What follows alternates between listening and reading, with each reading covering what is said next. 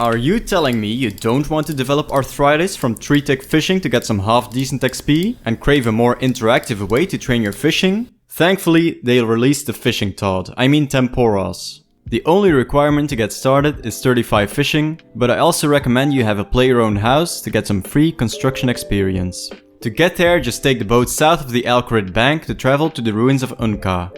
The main thing you'll need is a harpoon to catch the fish. You have some options here. The crystal harpoon will give the best fishing XP per hour, and the infernal harpoon will give the best points per hour, since it has a 33% chance to instantly cook the fish you catch. If you don't want to spend the money to keep these charged, just use a dragon harpoon.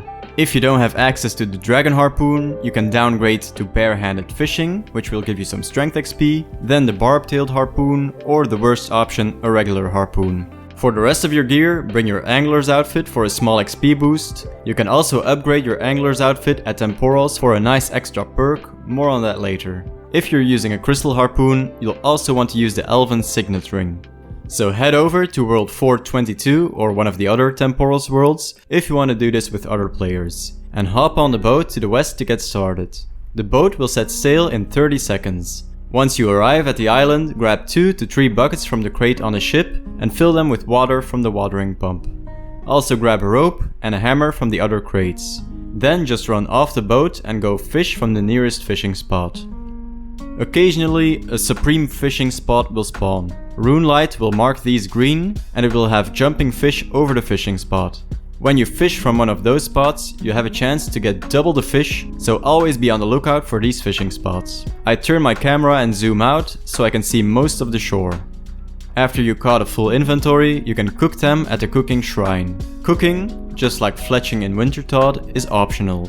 It will give you more points per game, but reduces your fishing XP per hour by around 15%. Once you have a full inventory of raw or cooked fish, take these back to the ship and place the harpoon fish in these ammunition crates to fire the cannons at Tempoross.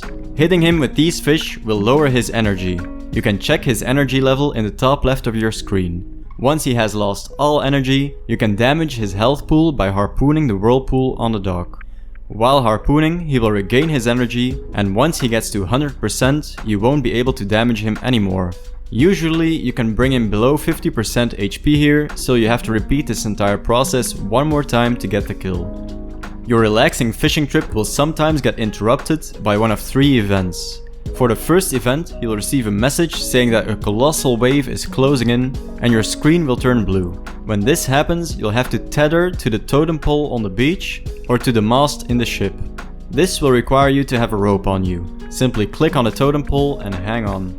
Sometimes the totem pole will get damaged by the wave, just click on it to repair it with the hammer. This will give you some construction XP if you own a play your own house. If you don't manage to tether yourself in time and get washed away by the wave, you'll lose some of your fish and your bucket, rope or hammer. The second event that can occur are these thunderclouds showing up on the island and ship. After a brief delay, they'll shoot out a thunderbolt which will set the ground on fire. Make sure you don't stand still under the thunderclouds. These fires will spread if not taken under control, so click on the fire to use a bucket of water on it. If you run into one of the fires, you'll lose some of your fish and your bucket, rope or hammer. If the colossal wave comes, it will douse all of the fires. Because of this, you don't have to worry about the distant fires that aren't blocking your path. After using your buckets of water to douse the fires, you can refill them at the water pump on the ship, but there's also a water pump on the dock.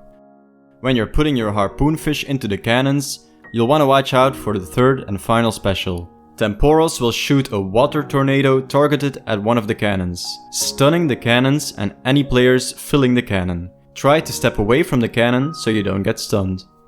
So just keep fishing and loading up the cannons to bring down Tempoross.